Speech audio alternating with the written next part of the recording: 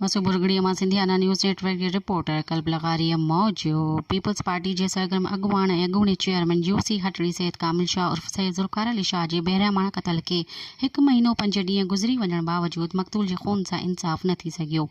SSP Hyderabad ऐं PP अगवान कातिल वाइखा करण वारा वाइदा भी वफ़ा न करे सघिया।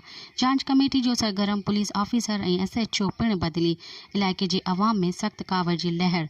परॾेही वज़ीर बिलावल भुट्टो ज़रदारी सिंध पुलिस ऐं आला अदलिया खां इलाइक़े वासियुनि जे इंसाफ़ लाइ अपील।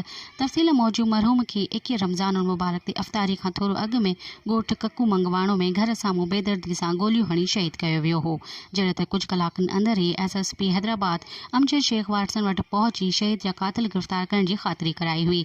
इलाइक़े वासियुनि पारां PP chairman Bilawal Bhutto Zardari IG Sindh ऐं सुप्रीम कोर्ट ऑफ पाकिस्तान खां PP अगवान सैयद कामिल शाह उर्फ सैयद ज़ुल्फ़कार शाह जे कातिल गिरफ़्तार करण जो मुतालबो कयो आहे त जीअं शहीद जे खून सां इंसाफ़ थी सघे।